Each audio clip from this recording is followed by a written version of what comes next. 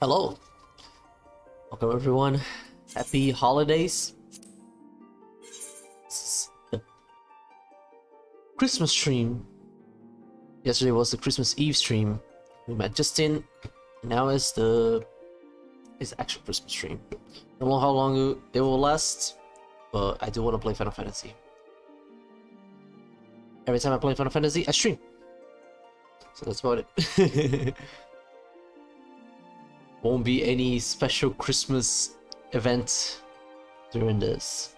It would just be me playing, most likely. Just waiting for... There we go. I want to get the Exali stuff done today.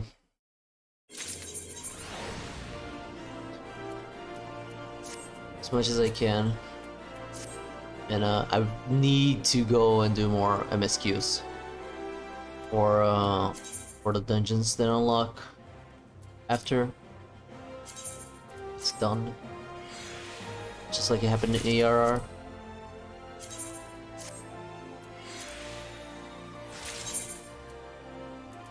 Okay. Oops. What kind of material did I get? PD? And then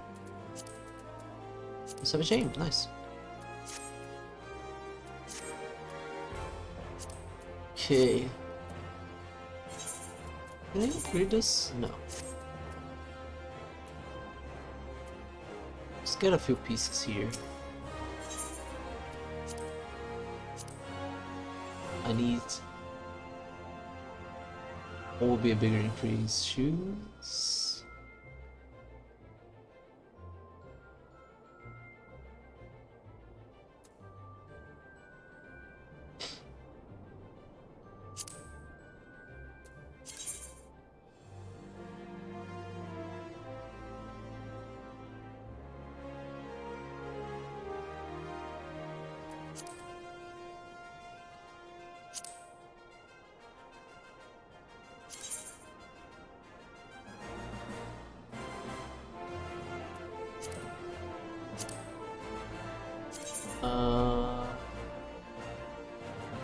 Okay, that's not a big difference. What about this?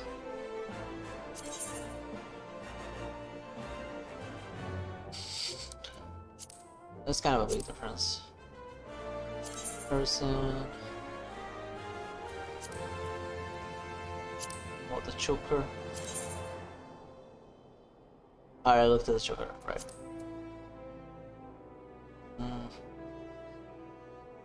Get these shoes then.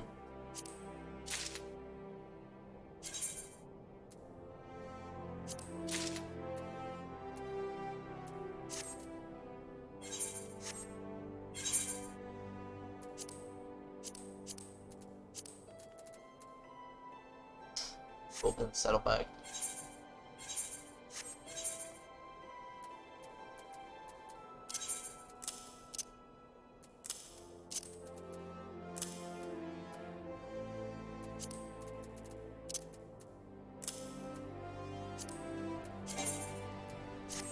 Alright. I got the set that I had already had in the synthesize. Back with me.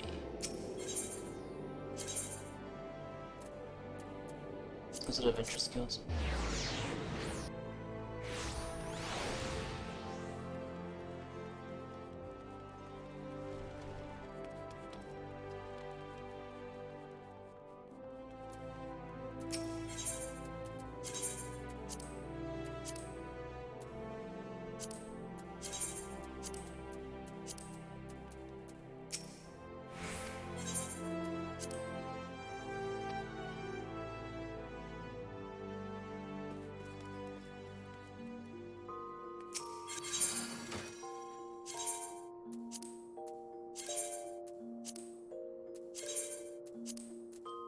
Alright, all done.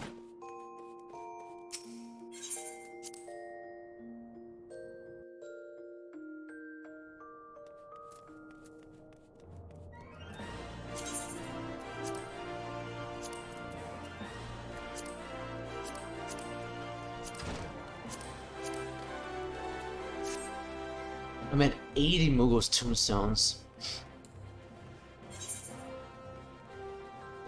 10 more what did that dude call it? Gigamesh fights, but on the big bridge. Or on the big bridge, actually.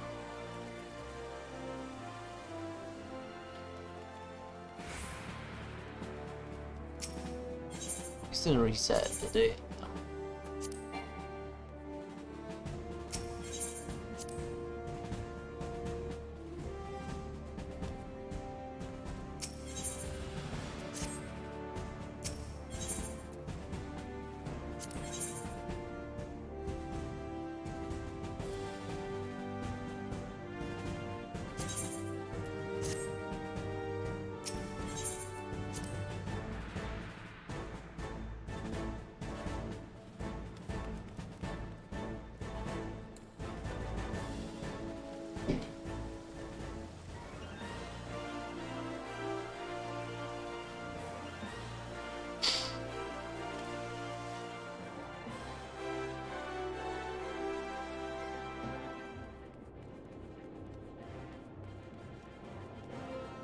Where do I gotta go now?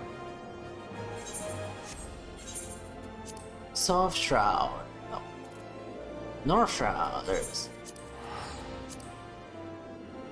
Duke Sally and then MS Kizzles.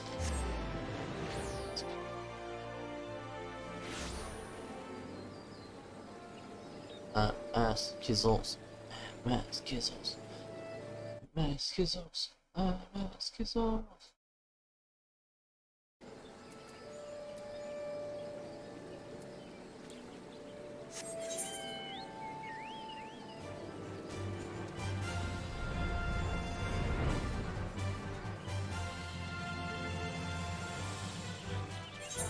It's just a blue mage.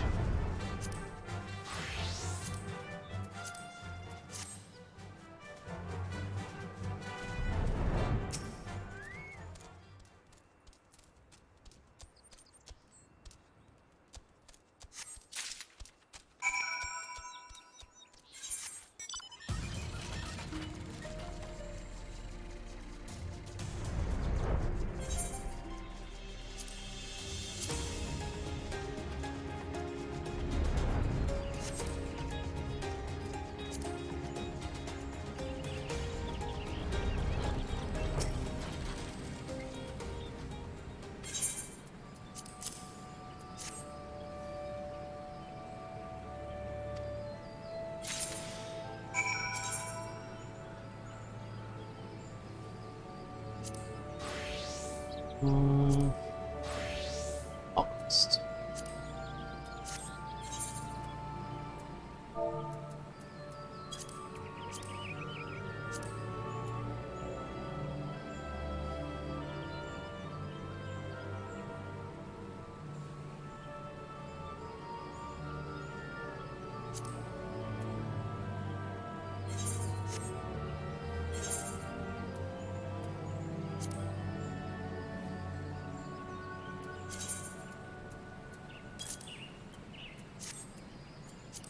Oops.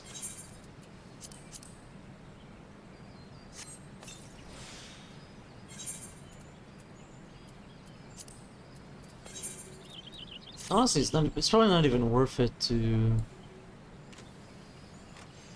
use the seal for these parts. They don't really give a lot of extremes. It's probably just more worth it to just do it whenever I'm doing the job quest. So it'll give me more.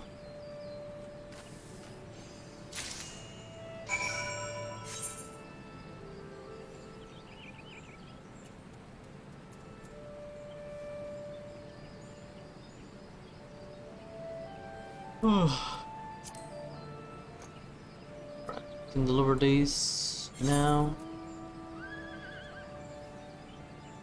Transport Verify is over there. Just want other springs.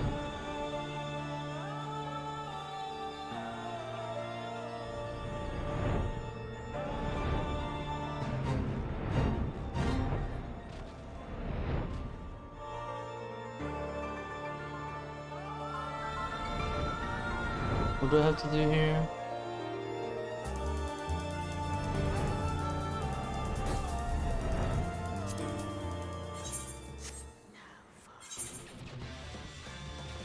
Evil lurks in the hearts of golems. Can I kill some golems?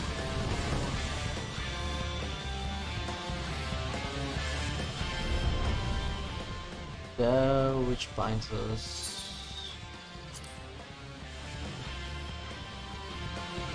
Oh, shield golem.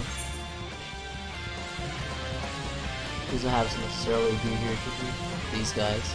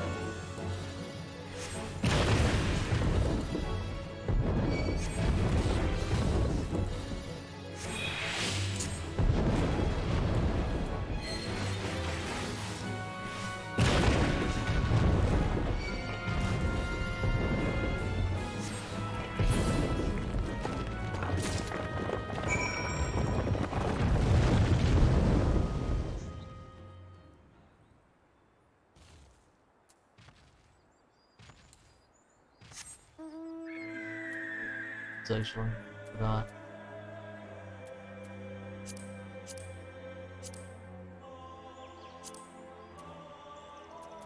Can't use these spaces for stuff. I usually put short cast here. Killer light could go here.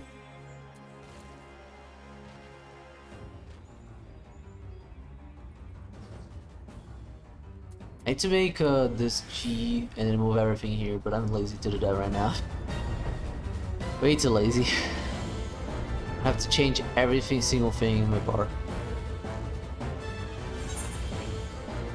Or half of the things. On every job too.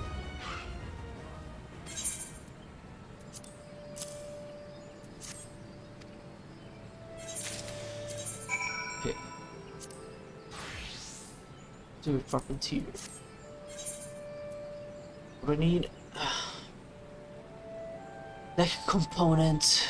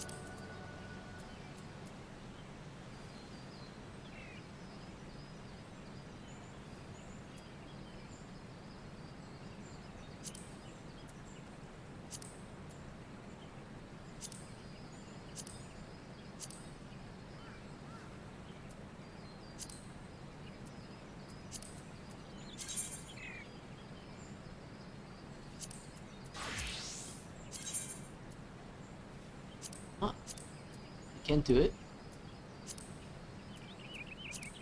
What the hell? Oh, maxed out CP. I see.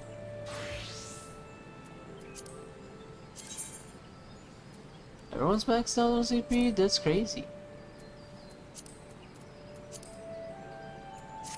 Alright. Goodbye then.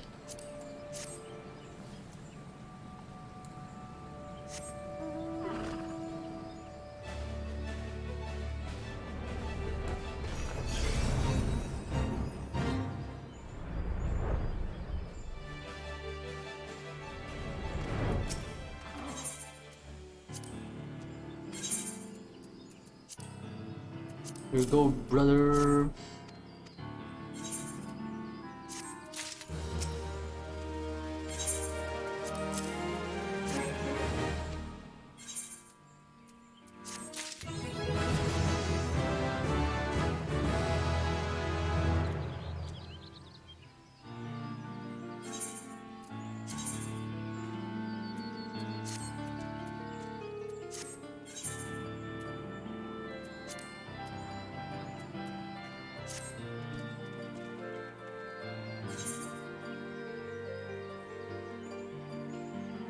What else I need to do? Stuff at Cortez.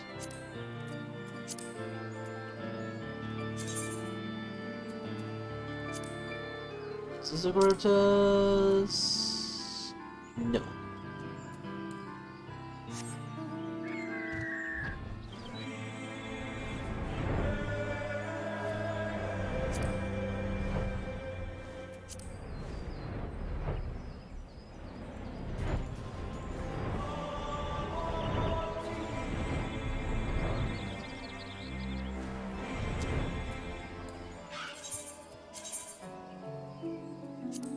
Lumage.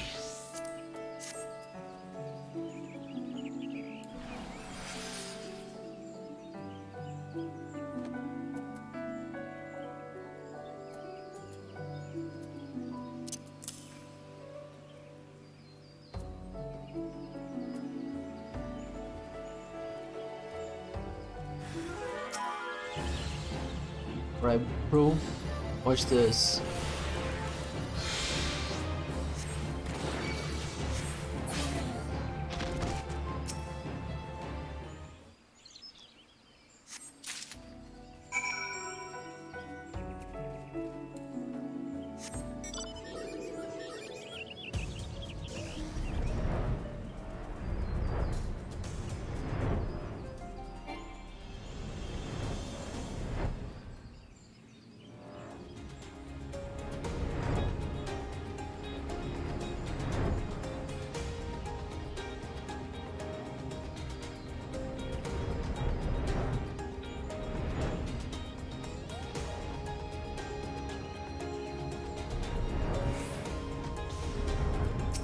Dame ta, dame ta, dame ta, dame ta.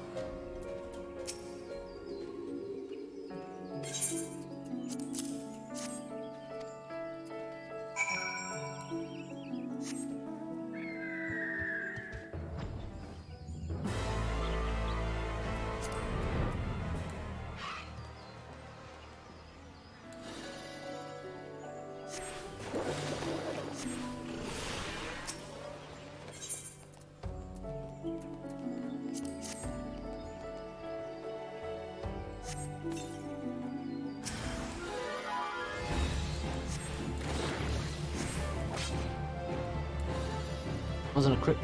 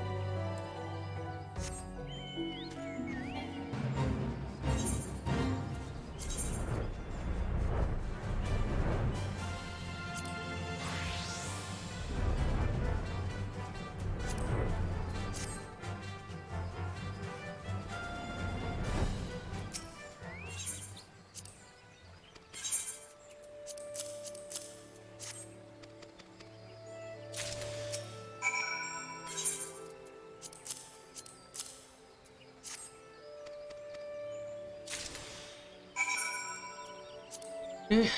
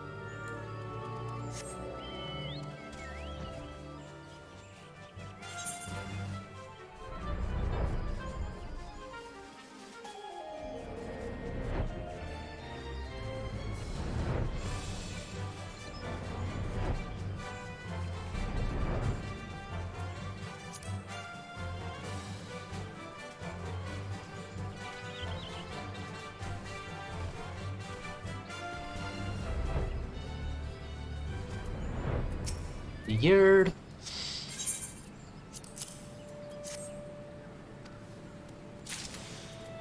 The access. What is it?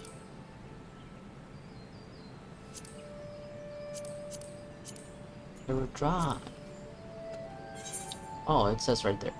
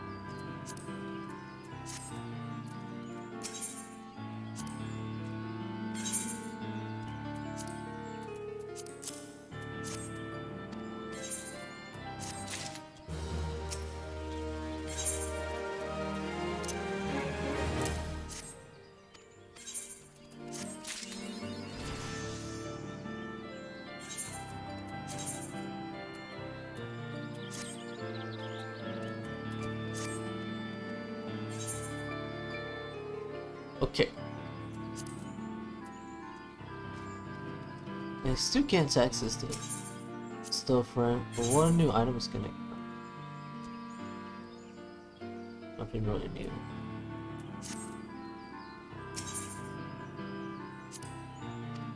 I want your materia!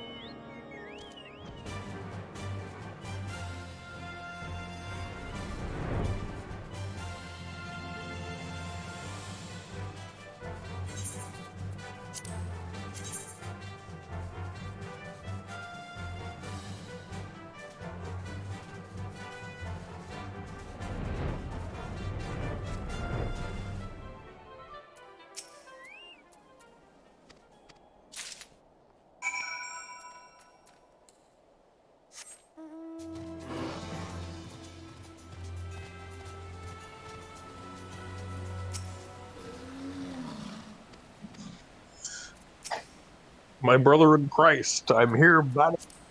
existed. As if like, Once again. I'm watching. How you going, bro?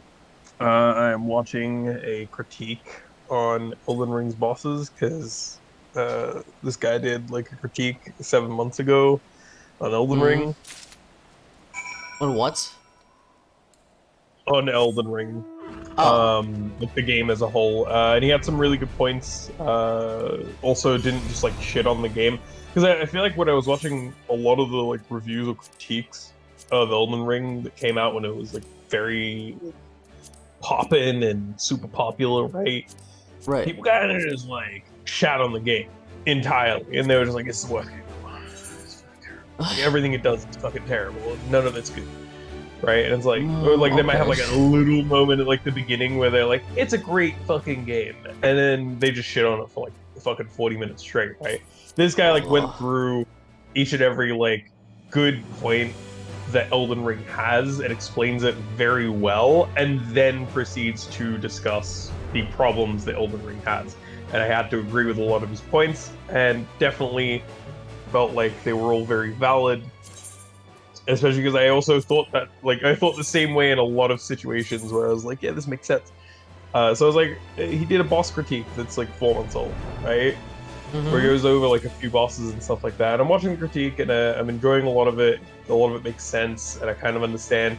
I personally didn't have a lot of the issues that this person was having. But that I think I attribute more towards the fact that like I play a lot of games like Monster Hunter, and like in essence, I feel like Skill I issue. just because it's a skill issue. One of the things that he brings up is that like a lot of the bosses in Elden Ring and stuff like that, like a lot of the bosses in Elden Ring don't let you get into like a flow state. They don't have like a set rhythm because of how delayed a lot of the attacks are in a lot of the big bosses that come up, right? Like, and it is kind of fucking crazy, like how delayed. Like Margit, right? He's got like a stupidly long delayed attack, right? That's like, I think a 3 second wind up before he finally swings on you, and it's like a fucking gunshot, right? So it's like you better have been prepared for that dodge that's gonna Wait, happen how in can three you not get seconds. in? How can you not get in a flow state during that? Hmm?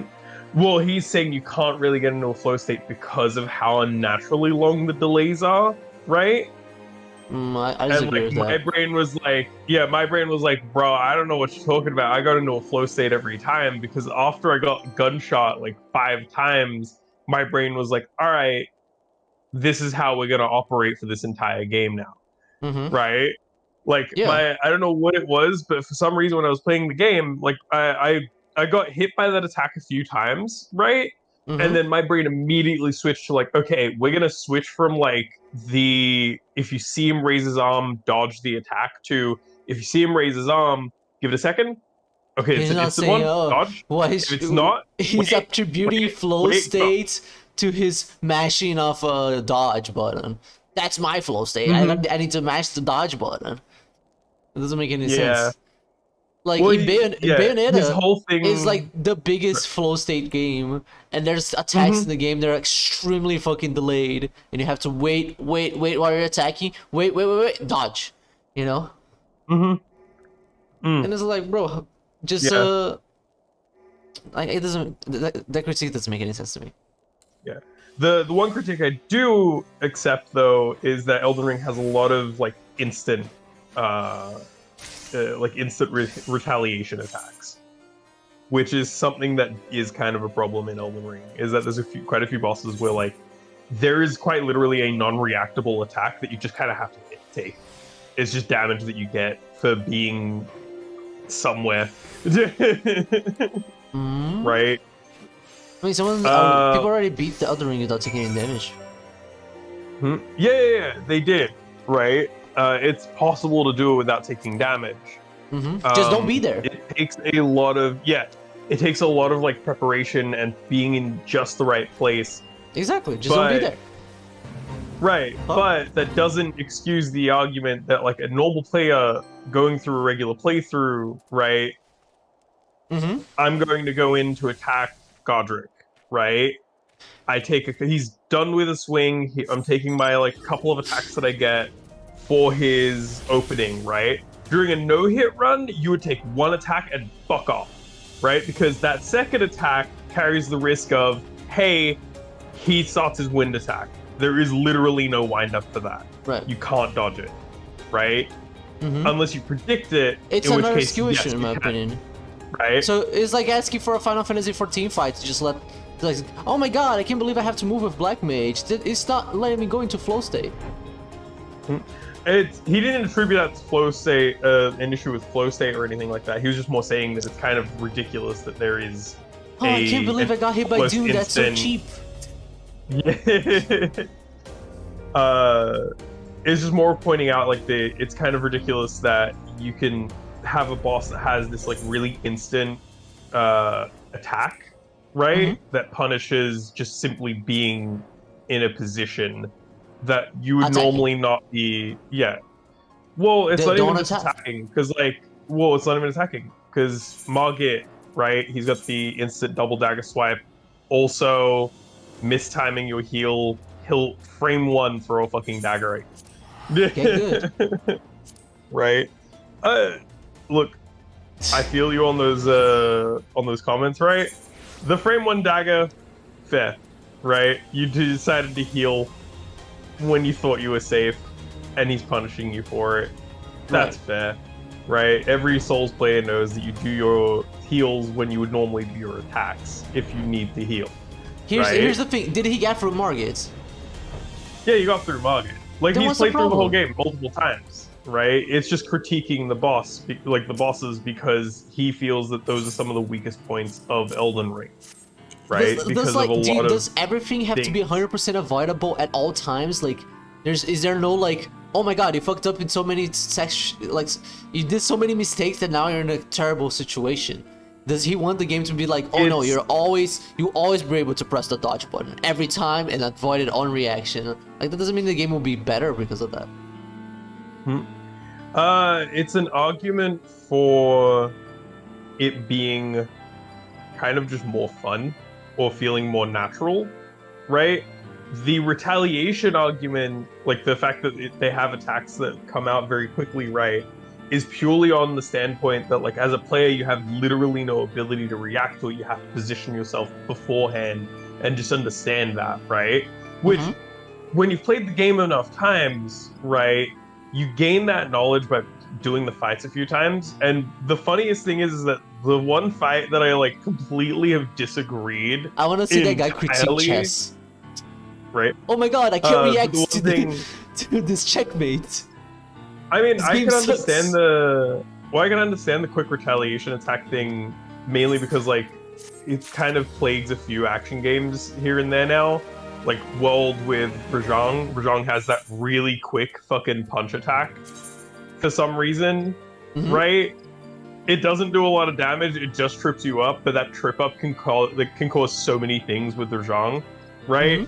And mind you, I've like gotten really good at fighting Rajang because I've used him as a practice partner in World, right? So it's like I can just recognize that, like, yes, it is a cheap thing. You can play around it, you can get used to it, you can figure out when he does it, right? It just takes some practice, right? But I can kind of recognize if people critique that, I'm like, yeah, that's a reasonable critique, right? Like, I can understand where you're coming from here. I think it is. I do think it is. Because it is a very cheap attack that he doesn't really need because of how much of a powerhouse he is. You know what I mean? It's something that they added to his toolkit that he never needed before and he still doesn't need. It just gives a variation of something that mainly kind of just punishes trying to heal when you thought you were safe. Essentially. Right? Like, he will finish an attack, you think he's safe because this would normally be when you would do an attack. Right? So you start to heal, and then you just... You can play 100 other Souls-likes that don't have anything like that. And I'll tell you what, they're gonna be boring as fuck. They're boring as fuck games. Every fight is gonna be the same. Well, you'll be able to just hold dodge and everything. My dude, you're kind of putting yourself in a hole. Dark Souls 1 didn't have that. Dark Souls 3 didn't have that. Bloodborne doesn't have that. That's like, fine. These are all fantastic games, right? That's fine. And Elden Ring is even better than all of them. Elden Ring is amazing.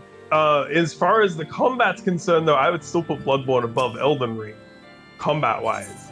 Because the you can reason mash Elden Ring is R1? amazing is because absolutely not. Absolutely not. Dude, there's so much more to Bloodborne's combat system than just mashing R1. You have so many variations on your attacks, and the fact that the entire game is built around you getting in and using your aggression as a defensive tool, it's amazing, dude. It feels so good to play, right? And it has a really beautiful flow state to it, right? But where Elden Ring exceeds Bloodborne is exploration, the set designs, the overall story of the game, I would say, feels so much better and pays off so much better. Right? When you get to the end of Elden Ring and you see Radagon holding up the hammer and that theme hits, dude. Fuck. Right? I haven't reached the end yet. Oh my god. Have you? I thought you'd finished the game already, dude. Nah, I burned out on it. It wasn't even like burned out on it. I just really wanted to play Strangers of Paradise. Yeah. And I was just like, fuck, man, I can't play both. Dude. No, I know the ending. It's impossible. Everything's spoiled at this point. Possible to not. I didn't look. Yeah, but I still just feel bad because I'm just like I didn't know. I thought you finished it, so I was just like, yo, we're on the same. I will finish it. Another thing that really annoyed me, it was the fucking frame rate in the PC version. I need a better computer. I don't think even a better computer will fucking fix that. That's the worst thing about Elden Ring, 100% for me. Yeah, is the fucking frame rate. Bad. Oh, it's fucking sucks. Yeah. The rest is perfect, in my opinion. They haven't fixed it with any of the patches. The patches helped a bit, just a bit. Just not quite there yet. No, it's like it's too much. It was passable, like like the first 100 hours of the game. I was just like, yeah, this game is just too good that I really don't give a shit. That my frame rate just fucking shits itself randomly, and I can't play the game for a few seconds. But then it's just like playing other games, playing Final Fantasy 14. It's like, all right, this is just really annoying now. Coming back to this. Yeah. I mean, I don't. Okay, his critique is fair that he doesn't like that, but it's not a failure in design. Yeah, I don't think it's a failure in design. Honestly, I don't feel that bad about having it's kind of a thing of I don't think it's that bad to have a retaliation mechanic that causes some damage because I think it keeps things more interesting if you lose a little bit of health. Like if you do some trading, right, with a boss, puts you in situations where you have to think a little bit more, I personally feel, right? So I feel like it adds to the fight because I have to think about it a little bit. Right? I'm like, oh, I lost a little bit of HP. Can I take another hit? Do I have to back off and heal? Is my next window going to be for healing? What am I going to do here? Right? Right. Which still doesn't pull me out of a flow state because I think I've just got into this flow state where, Devil May Cry has retaliation mechanics. Is it certain bosses? Dante, when you fight against Dante... Kingdom Hearts 2 has retaliation mechanics. Which? Kingdom Hearts 2 has retaliation mechanics. Yeah. Fucking Metal Gear Rising Revengeance 2, if you mash square too much on a boss, they will retaliate. Yeah, well, what I kind of love about those retaliation mechanics, right? And I don't think Elden Ring's ones operate on the same wavelength, but I know with those ones, I don't know about Devil May Cry 100%, but I know with Kingdom Hearts for sure, and with how you just described Metal Gear Solid, it's like if you do a certain amount of things, or Metal Gear Rising, sorry, if you do a certain amount of things, right, like a certain amount of hits or a certain amount of damage, or reach there's a threshold, right, where you reach that point and then it goes, no, my turn, right? Yeah. Devil May Cry is more subtle than that. When you're fighting Dante and stuff, they feel like a real person that you're fighting. It's like, when can I hit you? You're literally dodging everything. Like, you just have to fucking know somehow. Yeah. But it's just that it's that thing of when you kind of understand how the retaliation works, right? You then start to get into this beautiful head state of okay, I'm gonna count. Well, like I'm gonna time it.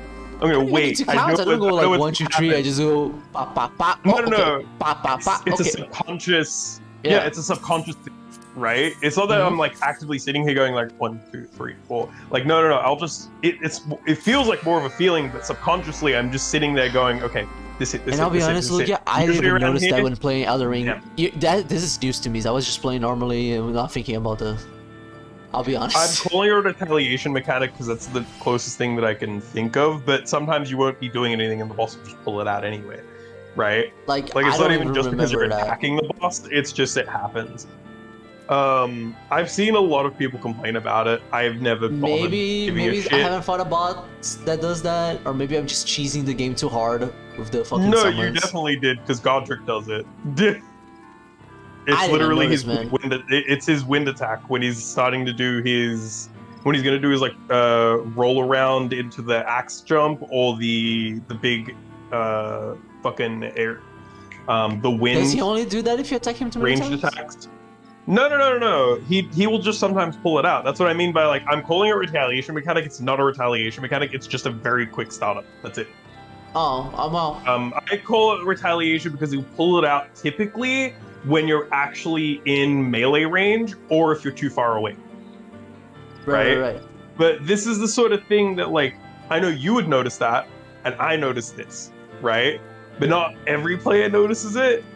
Where it's like you can tell, especially when you've played a game enough times, how AI kind of like dices things up, right?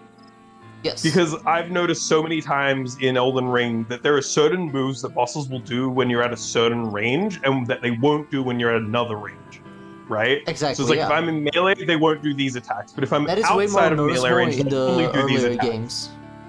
You could just literally just like stand at certain distances and just force them to do certain attacks. And Monster Hunter too, if you remember that. I can remember. Oh yeah, 100%. Like Monster Hunter just like forcing fucking Teostra to just do his little swipe attack with his claw. Like 5 million times. You'd said just outside of his range, like just at a certain range where he would be triggered to do a swipe attack, and then you just kind of shift slightly so you get back into that range and he does it again, and you just kind of feed him into that, just fucking stun lock him. It's great. But like, and AI has gotten much more sophisticated at this point where you can't necessarily just force it to keep doing the same fucking thing every single time, right? Well, they're AI. It's AI, right? They're artificial intelligence, not every single one. Yeah. But you can still kind of force them into doing certain things for you, right? That might seem more advantageous. But now it's more of a guessing game. You're just like, are you gonna do this? Exactly. Are you gonna do this? I don't know. Yeah, and then you react to it, and then you try and capitalize on that, and then you get into situations where like maybe there's one move in particular that you really want to capitalize on, and everything else is just wrong. So you kind of just keep baiting it and waiting for that specific thing to happen. Right. And it's really funny though because this dude played Sekiro, and he praised Sekiro for the fact that like in Sekiro you could actually. If you attack too many times in Sekiro, you get fucking smoked. Yeah, well, in Sekiro, you can every single boss or every single enemy has retaliation mechanics. Exactly. So you can force it into a retaliation move, which means that you can manipulate the AI. Sorry. To do certain things. Spilled some tea. I got too excited. You can manipulate the AI by doing certain amounts of attacks or certain attacks in specific timings to make it pull out a specific attack that you want that you can fucking parry to put yourself into a better situation, right? Yeah. And now I'm sitting here like, hey, bro, look, I respect your fucking Elden Ring full game critique, but these boss critiques are kind of getting whack, especially because he started critiquing Regal Ancestral Spirit, and I love that this is the one that made me go, hey, wait, hold on, Regal Ancestral Spirit. I don't give a shit about this fight. I love the music. I love the atmosphere. He's like, it's not very good. Follow him around and you just fucking hit him.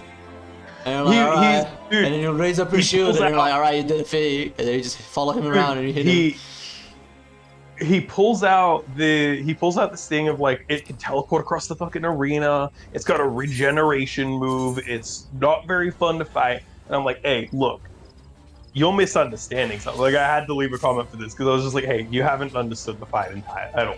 You just haven't understood the fight. All right, look.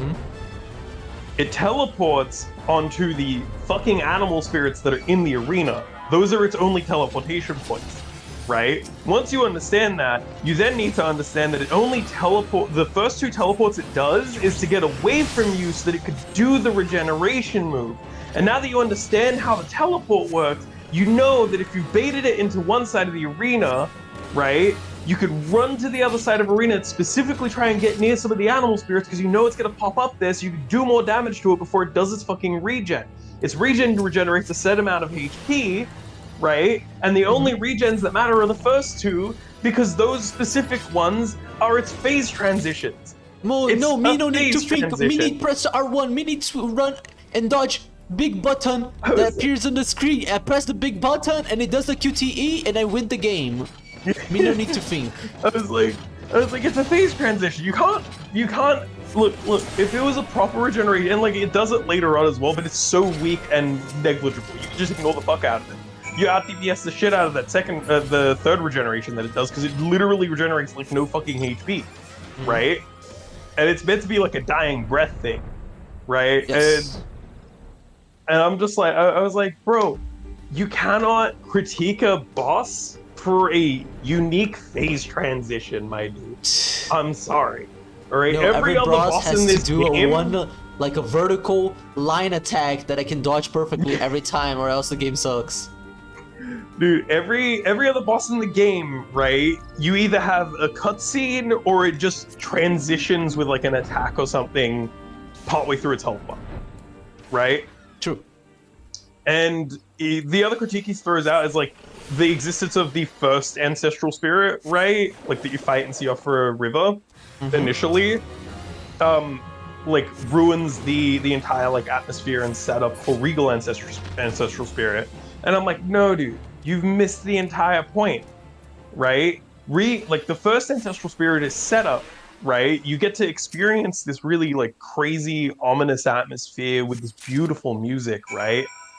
But you're fighting something that's on its last legs. Clearly, this thing isn't doing everything it could, right? Because you're like this big arena. It's not really doing very much. It's very easy to kill, right?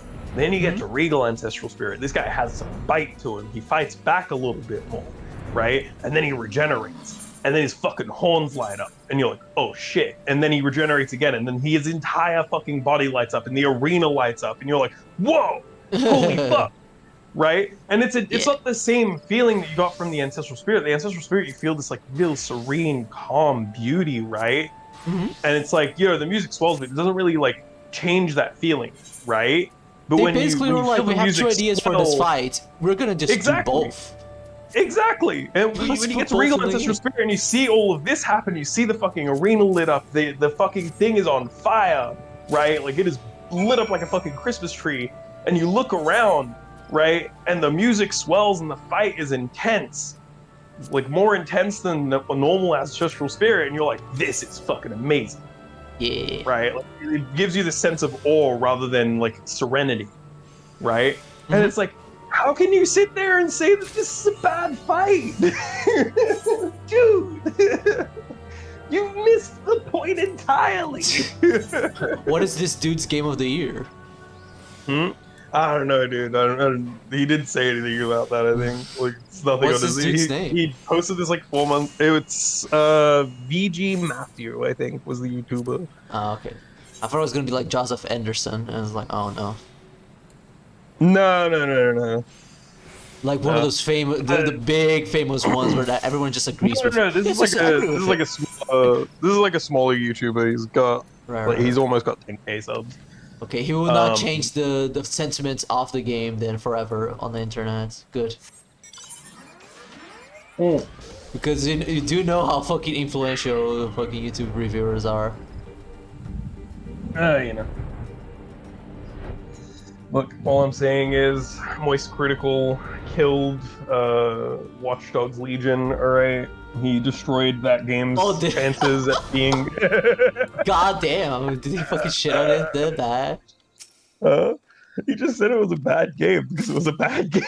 Oh, it was a bad game. Okay, that's well. Yeah, it was a bad game. He got an email from a fan Mm-hmm. of Watchdog Legion saying that he killed the game, that he Damn. was the sole reason that that game flopped. I know the fucking video game donkey made me not want to play Octopath Traveler, and I regret that. This is more of a like, and I'm sure you already realize this now anyway, is like, use reviews to kind of understand viewpoints about a game, but come to your own decision on it, sort of thing, right? Like, use it as a, like, look at what they show you and look at some of the other stuff and figure out if you want to actually play that game. Right? I'm really more interested in reviews that just like, here's what's in the game, and then don't like really judge. It's like, you can do this, and then you can do this, and then you can do this. It's like, okay, now I know what the game is offering, and I can go play it if what's he's offering interests me. Yeah. But like, because I definitely had like a few games where like I got influenced by like a reviewer that I was following at the time or something like that. And like I look back on it, I'm like, why did I let this guy's opinion sway me? Because like I would have gone back and like played the game, and I was like, this is a great game. Like, what the fuck? Right. Which game was it? I can't remember a specific. I don't remember a specific game. I just know there was a few games in my lifetime that I listened to a reviewer, and then I went back and played it later, and I was like, I actually like this game, and I don't know why I listened to them.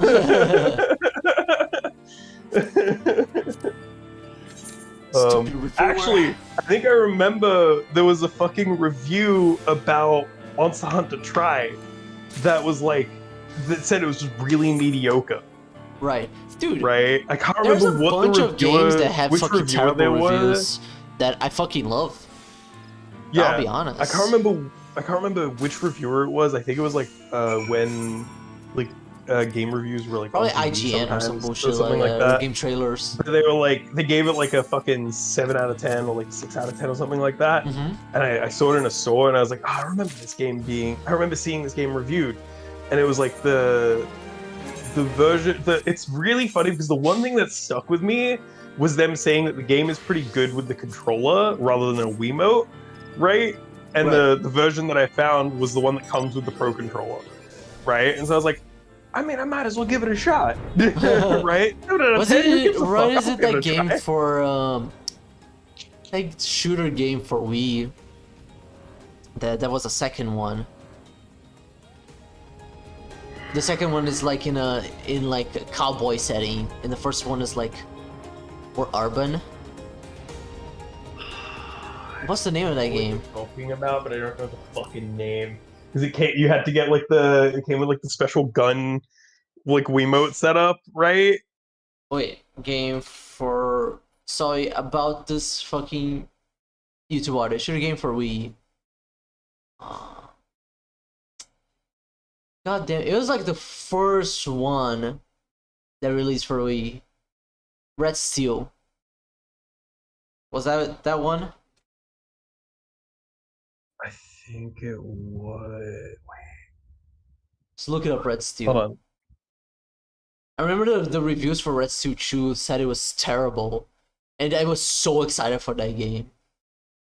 I couldn't buy it either. Red Steel is a first-person shooter game published by Ubisoft and Nintendo Wii's consoles, developed by the Ubisoft Paris studio.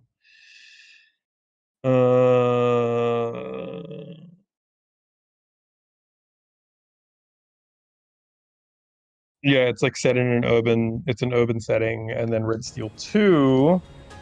I think I remember. Yeah, Red Steel 2 is a western. Is this game that you were talking about? No. It's like it was probably like a fucking like Game Boy game or some shit like that. Right.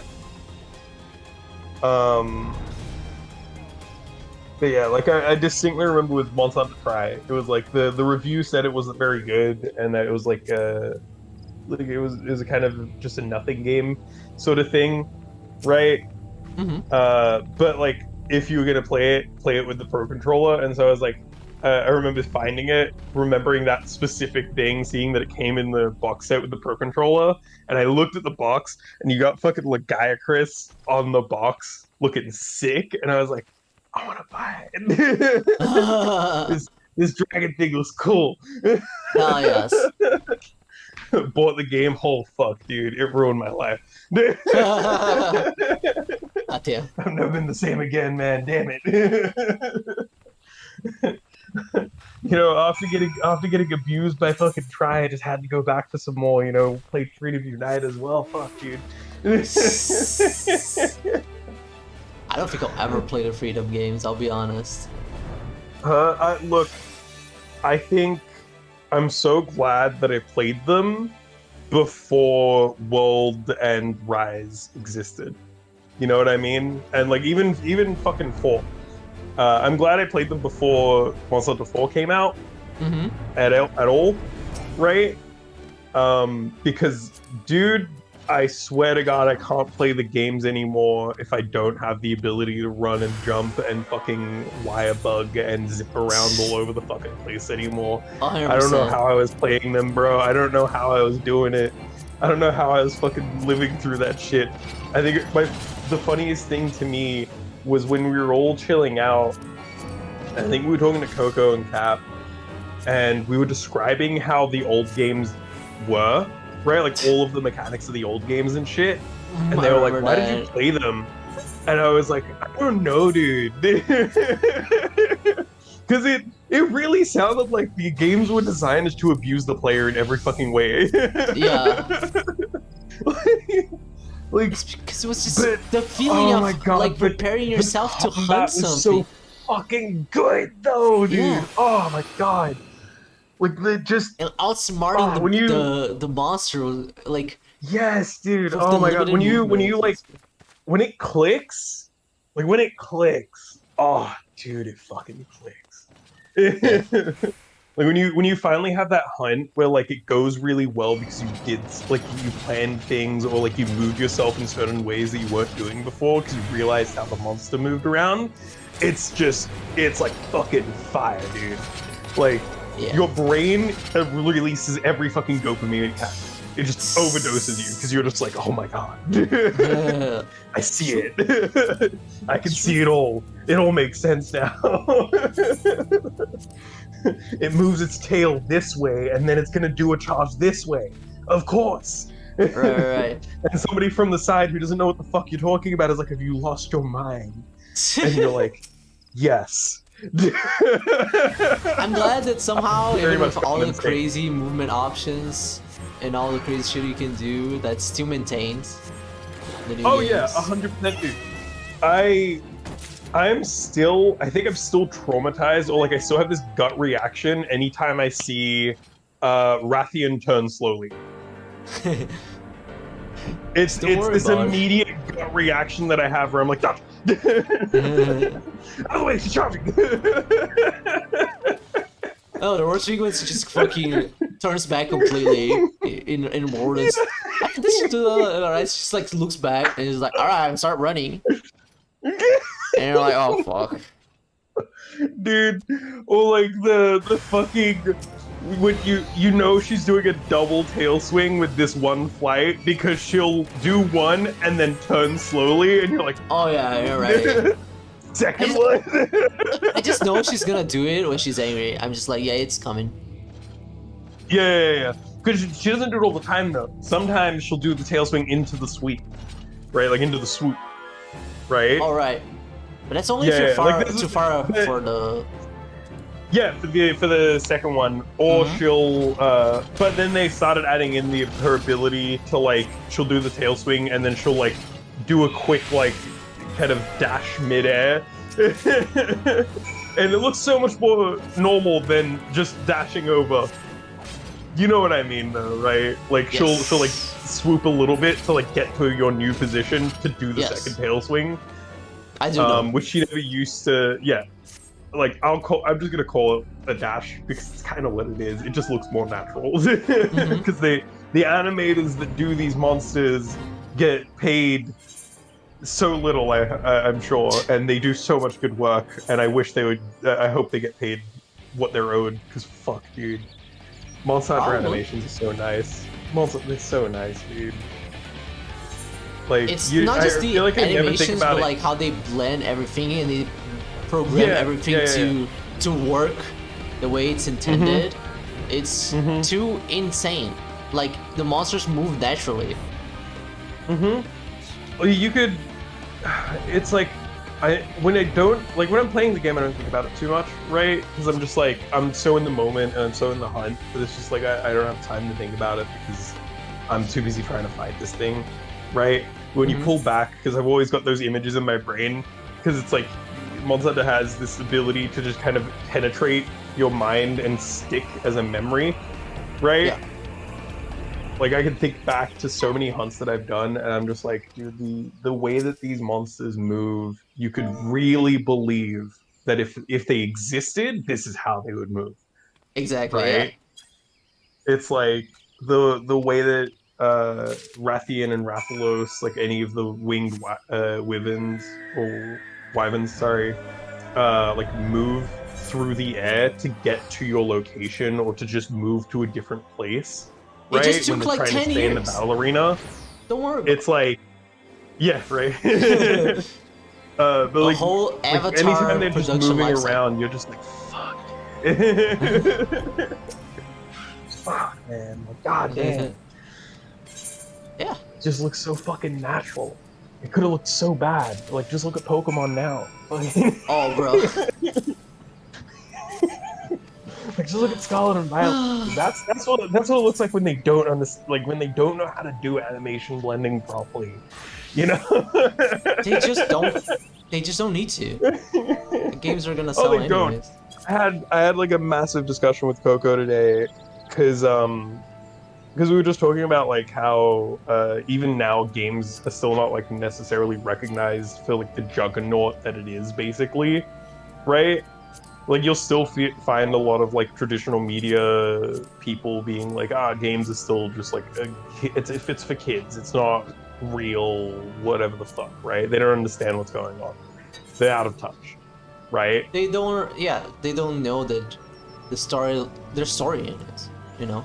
I mean, I feel like those same people are the people that don't read books. I feel like there's a big overlap, like I'll be honest. I mean, I just feel like you're so out of touch if you cannot look at the current state of the world and go, wait, Pokemon is the biggest franchise in the world, right? Mm-hmm. It is literally the most lucrative franchise in the entire world, right? It came from a game. Is Pokemon really the biggest one? I believe it is. That is crazy.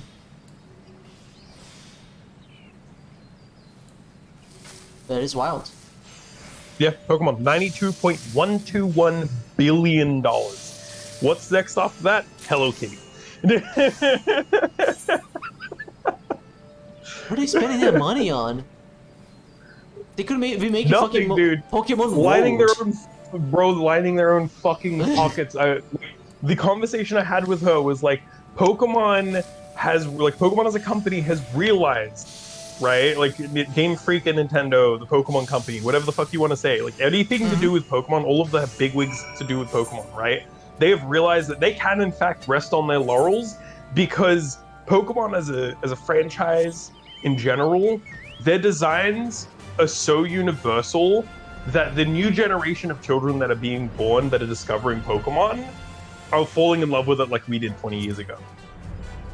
Yeah. Right? And so they've realized that, we have created a perpetual money machine. We do not need to put any work into this, we just need to put the bare minimum in. Right. Right? We quite literally rest on our laurels and we will print money forever. Until someone makes something better. Just like what happened with Call of Duty when Fortnite was made. Yeah. It's just taken a really long time. Oh yeah. But it's and I was saying that, like, you know how there's a few things, like there's quite a few things that are like really good, but then they don't quite live up to the expectations that are set, right? And we say like, oh, they managed to trap lightning in a bottle once, and they try to like do it again, and it just doesn't work, right? I was like, Pokemon has that lightning in a bottle, and they just kind of, it's like sitting there. They don't have to trap it because they still have it, right? Yeah. They don't have to try it because no matter what, the games will sell and the merchandise will sell, and they just need to create just enough new designs to keep it fresh, basically. They need to put just enough work into the games, and they perfectly craft all of their trailers to bring back old fans as well, right? Right, but I still feel like that will only work until a certain point. Until a new thing comes out, yeah, 100%. There will be something that comes out. It'd be absolutely impossible. I think anybody would be remiss enough to think that there will be one thing one day that will be the Pokemon killer. Or there will be a Pokemon game so bad that people are just gonna like, it's just gonna kill the franchise. It's just gonna be so bad. Yeah. And not fun. Yeah. See, Sword and Shield was almost that. Sword and Shield almost got there. But you know what? Pokemon fans are stupid. Now, what's gonna happen is gonna be some game with some error or something that's so bad that Japan will not buy it. And then for some reason the company's gonna be like, oh my god, Japan did not buy it even though it's sold well everywhere else. We gotta change the franchise. We gotta do something.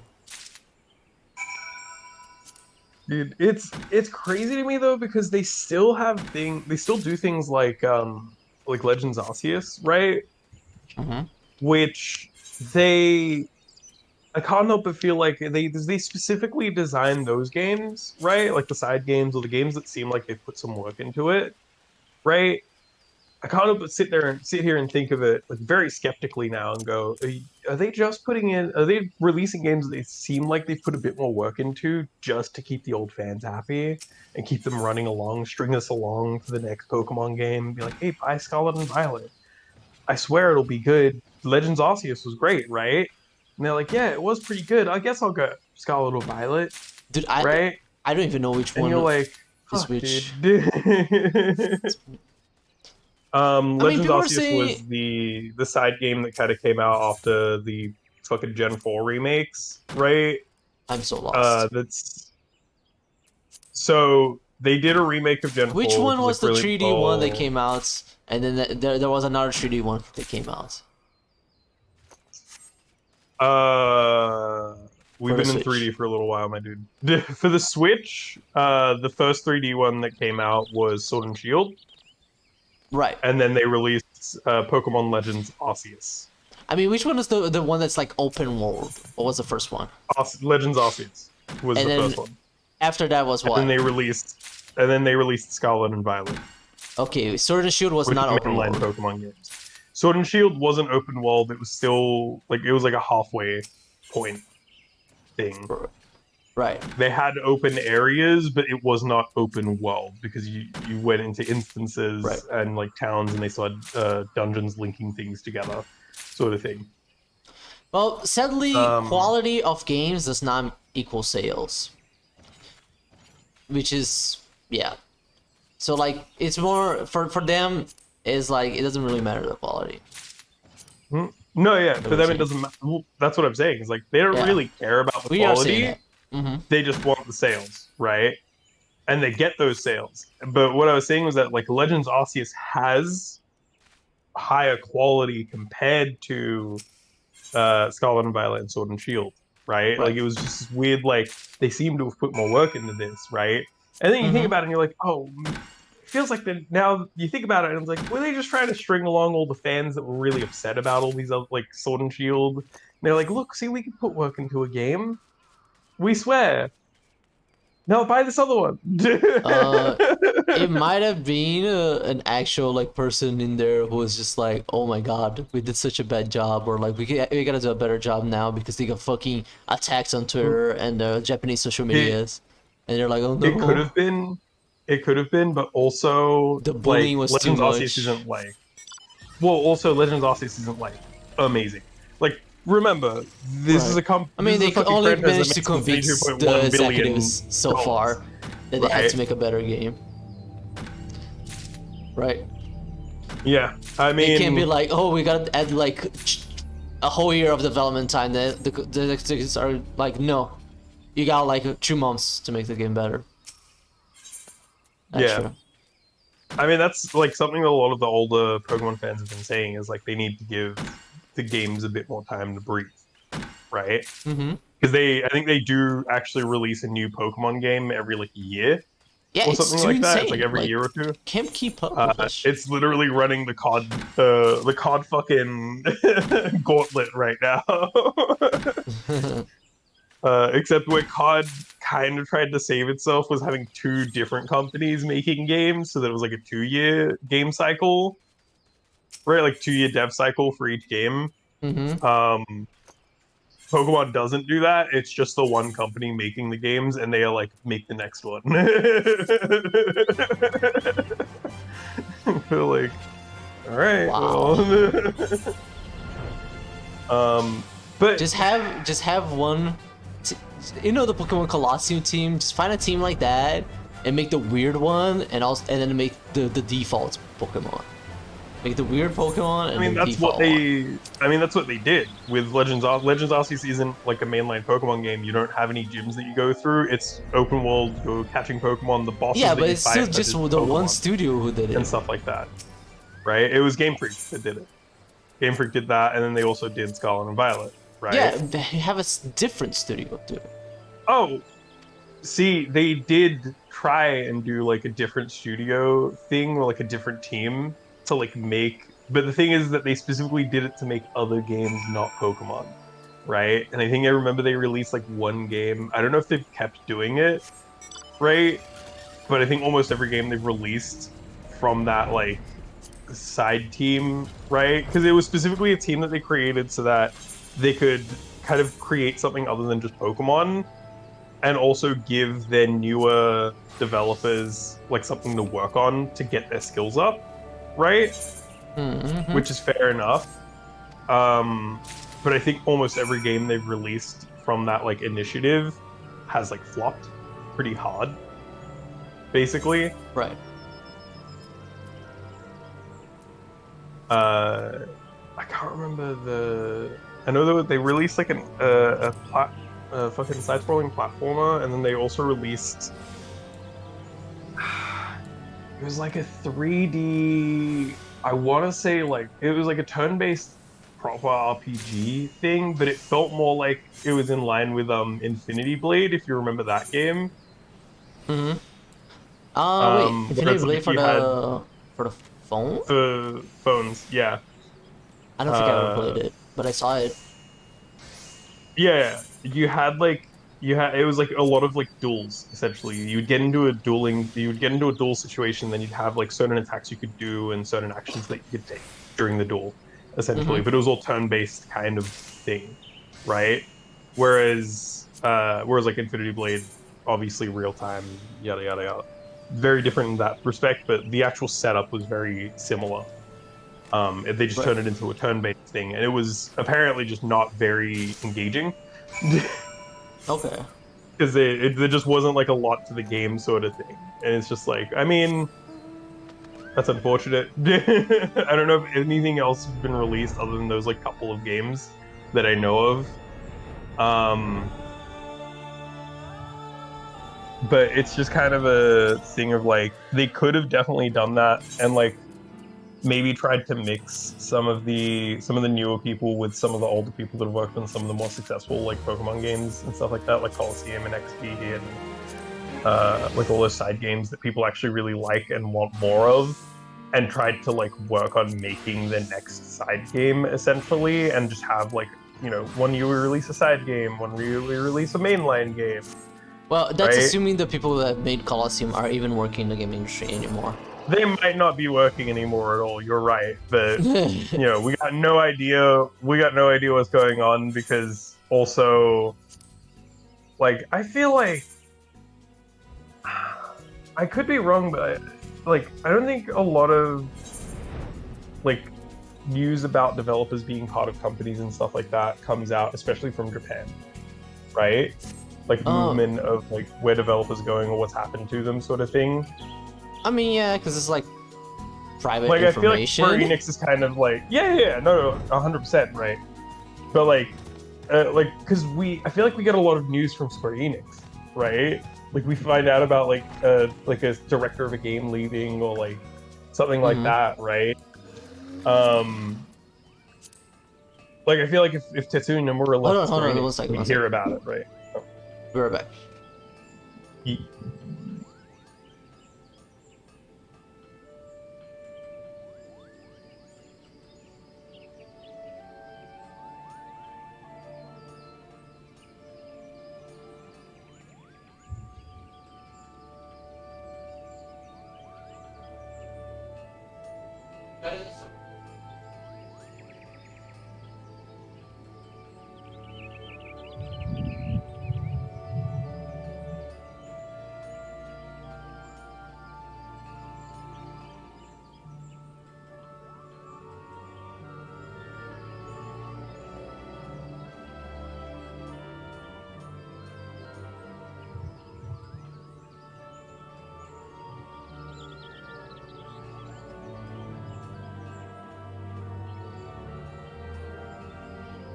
All right, might be back.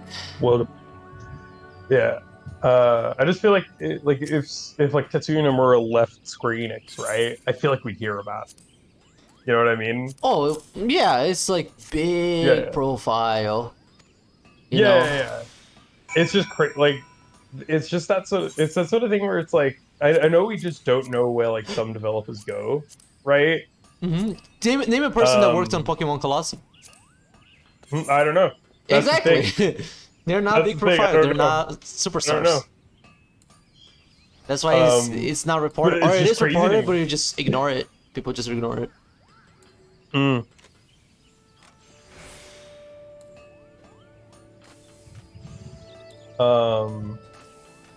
yeah.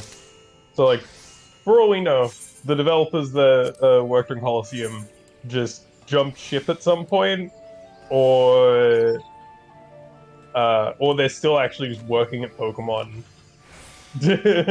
at Game Freak, and just coasted. Or maybe they just suck now, just like the guy who made a Metal Gear Rising. You know, who knows? Director of Metal Gear Rising, and then made Babylon's Fall. I was gonna say, what the fuck was the game that he made that like flopped? I can't remember. Babylon's Fall. We can't even remember its name. That's crazy. Fall. Dude. That's fucking wild. Dude, I heard about what happened in Babylon's Fall, but I didn't even know about it until I think it was like maybe like a month into what was happening, and people were like, "Yo, Babylon's Fall fucking whack," and I was like, "What is Babylon's Fall?" You know what's fucking crazy? Like, There's probably the dude more who made people... Metal Gear Rising, and I was like, "Whoa, that's crazy that it's bad." You know what's fucking crazy? There's probably more people playing fucking Chocobo GP Racing than fucking Babylon's Fall.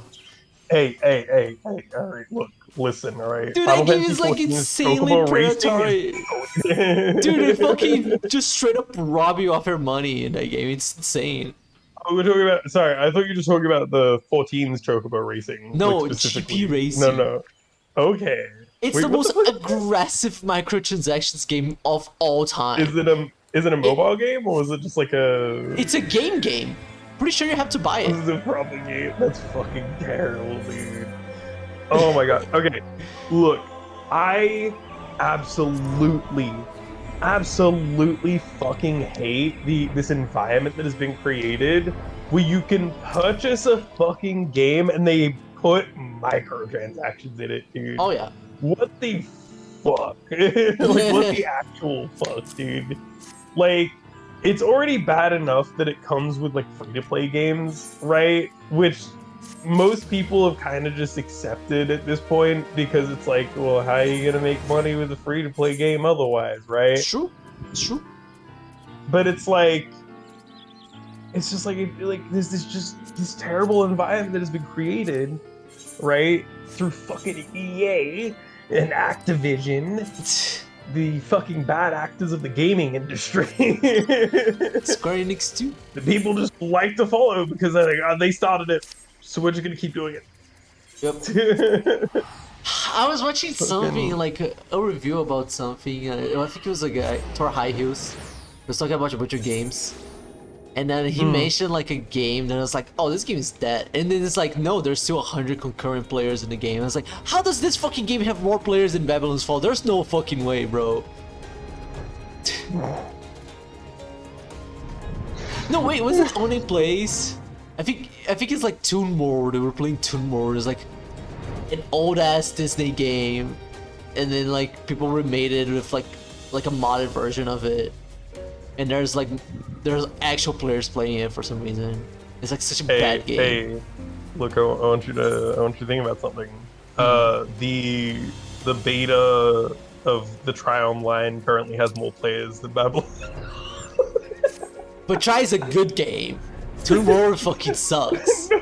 No, I know it's a good game, but there's only 4 people that are able to play Dude, the fucking They fucking messed up fucking Online. Babylon's Fall so bad, dude. They fucking like just make it free to play. That's all they had to do. They just needed players They to be would playing never- and then be hooked. They would never. They I just think need the to be funniest hooked. thing- They don't fucking the understand shit, dude. The funniest thing, bro, is I feel like if Square Enix felt like it, they could have given Babylon's Fall, because it was Square Enix and Platinum, right? Yeah.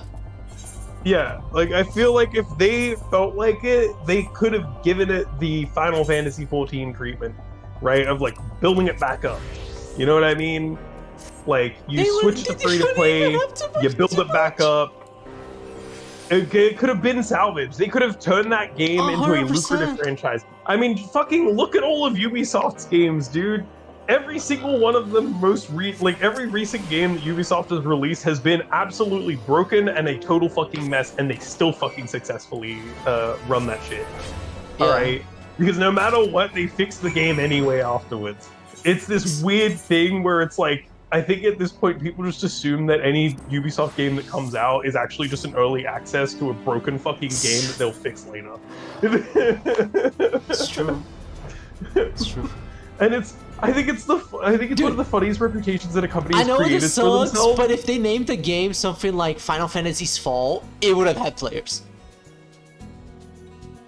I think the unfortunate thing is that it also just doesn't. It's a new IP, so it just doesn't It's have a the new power. IP.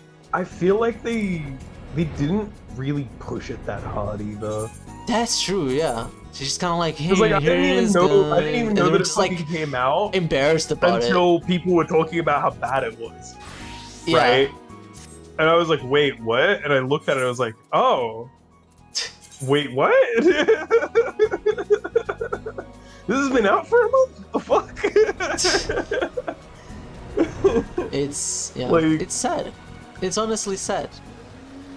Because I like they could have definitely done so much for that, like for that game. But they just try And I to be feel like they just kind of extremely said fuck greedy. it. Like yeah, I just feel like they kind of said fuck it, like cut our losses, and it's just like that's kind of just really upsetting. You could have. It really makes you lose all your imposter syndrome when you think about like what kind of fucking decisions those fucking executives made about Dude, that game. like- It's like those guys are dumbasses. Like, See, the it's thing is, insane. it's like I'm thinking about it, right? Like really thinking about it. I'm just like, okay, this is like a Disney level decision. You know what I mean? Like Right. this is something that Disney would do, where they're like they didn't have confidence in the product, so they just sent it out to die, and they didn't market for it. They absolutely worked against it in every fucking way, right? Mhm. Because it's just like they just didn't have any confidence in the product. Even though if they put the work into it, or if they'd like kind of supported the product a little bit, like put out marketing, if they'd marketed the game really well, they would have at least gotten a player base of some kind. Because the thing is that even if your game flops pretty fucking hard, right? Or like it's not super amazing, there is typically a base of players that will stick around anyway. Right? Because they see something in the game. Right? Like The problem is that the Anthem game has needed that. our players to be played. You couldn't like solo shit either. Yeah. But like, for example, like Anthem, right? That game was so fucking shit at release. There was so many glitches, there was so many bugs, right? But it was actually pretty healthy play. Like, it was super popular and had a lot of marketing behind it, and so it gained a very healthy player base initially. And even after people started leaving, there was a group of people that stuck around to see if like they would patch it, right? Right. And then they didn't, and that's why it failed, right? Right. And that's why it's like, and the thing is that like the reason Ubisoft still works, the reason that the games still run is because that same sort of shit happens with them, right? There's definitely a group of players that will be able to see the potential of a game or have enough fun with it that they want to stick to it and they want to see if you'll pay off in their like in their loyalty, right? Right. And where Ubisoft 100%. has succeeded is that they have paid off that loyalty. They will fix the game, right? Mm-hmm. And the game gets better, right? And that's just something that I feel like because they didn't have confidence, they mustn't have had confidence in the game itself at all, right? It didn't try to fix Because it, there was definitely a lot of things that I feel like they could have done to try and get this really healthy starting player base and then worked on fixing it, basically. And the first thing that comes to mind for me is like they could have definitely tried to work in their biggest, most successful franchise right now, Final Fantasy XIV, do a collab. They could have done that. They even tried to. They did a near collaboration events, and it that's what didn't I mean. bring that many players. That's what I mean though. Is it's like just throw out like. If they'd done enough initial marketing and then thrown out a couple collaboration events, right, to get a good, healthy player base going, so that they had enough just be like, time there to will be some story, game. some story related to Final Fantasy XIV in this content. Yeah, just be full scumbag Kingdom Hearts style. Yeah, dude, fuck it, right? Mm-hmm. You immediately get a bunch of people to play it, and some of them will stick around. Yeah. Right. You need the initial hook, and then you need to maintain them by either the game being really good or the game being really addictive. Yeah, 100%. I don't think I've seen a single game literally get like 0 players. You know what I mean? Like wild. as long as they have something there, right? Yeah. People will stick around as long as you pay back that loyalty, right? I mean, for fuck's sake, Final Fantasy XIV has that story, right? 1.0 was terrible by all accounts, right? But it is like, Final the horror Fantasy. stories are real. It's Final Fantasy, but the game was still really bad. Tons of players left.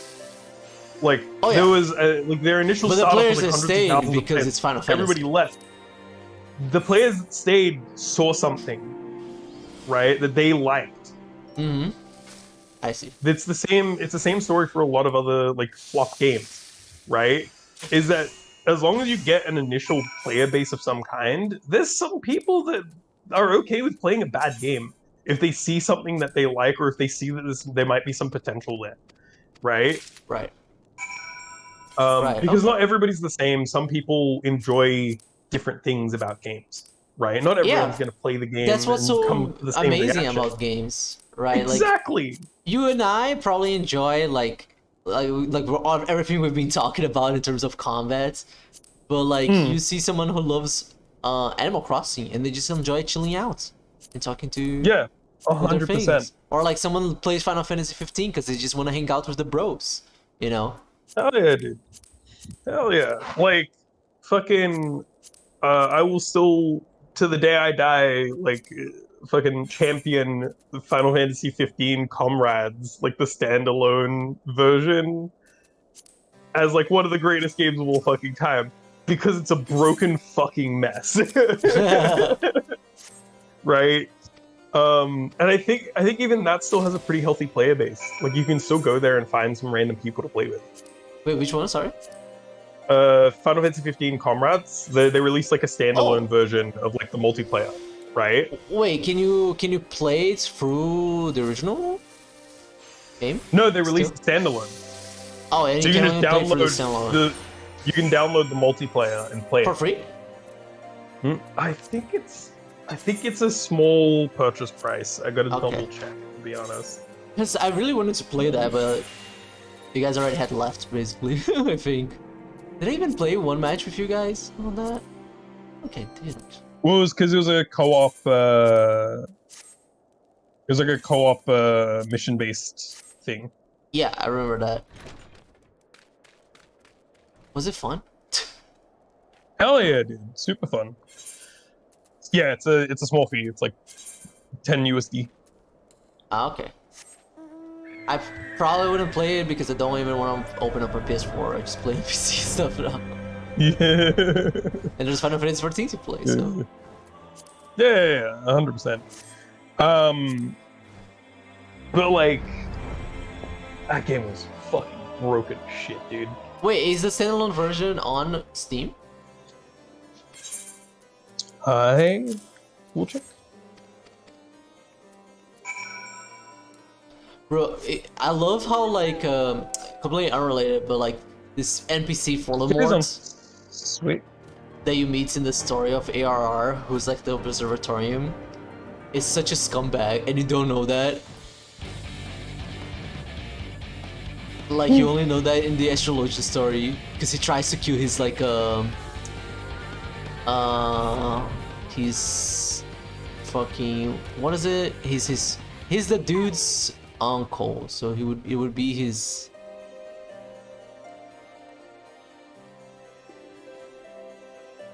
What's the name of the family member? Niece? No, niece is for women. Anyways. Is the game there? Let's see. No. I don't believe it is. Ah, that's sad. Release it on Steam, you cowards! I would play it.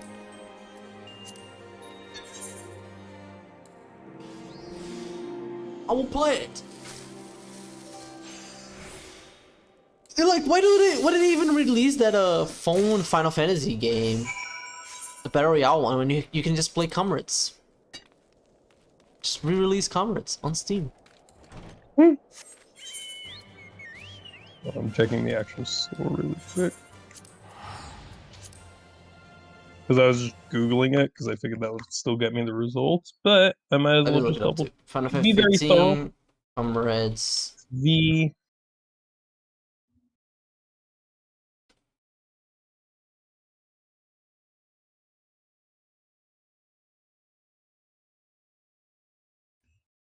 I think they might have actually deleted it.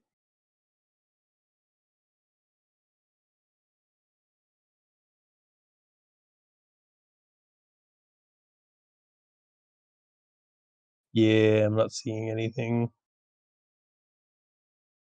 What the fuck is the complete edition of Episode Autumn? What the fuck? Does this come with the whole Final Fantasy 15 game? I assume so. I think that's the whole game. Yeah. The like Royal Edition and everything like that.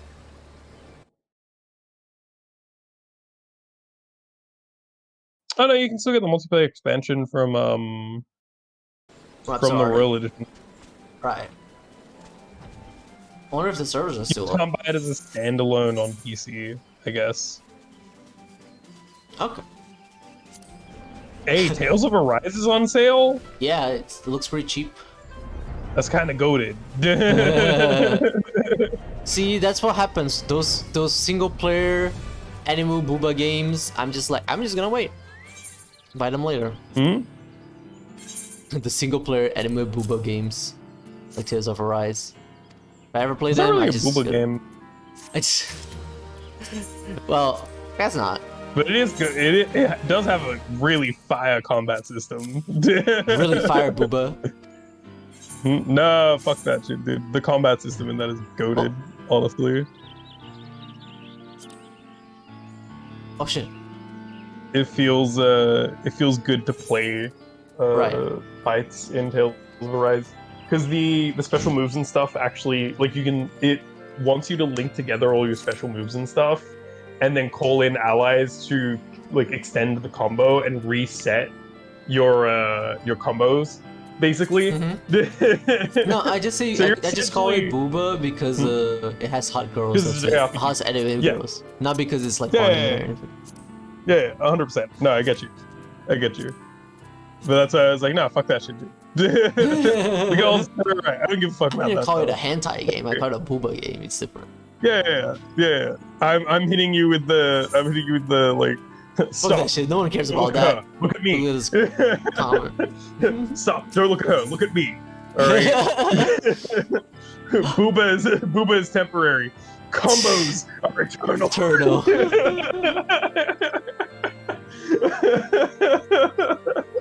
Hard cut to a massive juggle combo where you extend it with your ally doing a fucking attack so you can reset your fucking ability to do more attacks.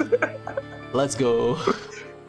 and then with the fucking you could play any of the other characters that you get in the party and stuff, but I could not move myself away from playing the main character because he's the only one that had the ability to like you could do certain moves where you could sacrifice your HP to like do a special version of said attack, right? That would be its own like combo finisher essentially, or combo extender, depending on the type of attack it was, right? And then you could learn an ability that would let you sacrifice more HP the longer you held down the button, to the point where you could literally go from 100 to 0, basically, or 100 to 1 because you couldn't kill yourself with it, and do just a fuck ton of damage. Final right? sting. Basically, except you lived with 1 HP, and if the thing didn't die, you were just in a danger state. You could still play around it. If you played well enough, right, and you played really well with your defenses and shit, and you got back into like a combo string, you could kind of pull it up. Because he also gained more. He had like a berserker ability, so he gained more attack power when he had less attack. When he had less HP. Okay. As well. On a scale of, what's the worst combat in an RPG you could think of? Like an action RPG. Fucking Drakengard 1. In a scale of Drakengard 1 to Nier Automata, how good is There's a Rise?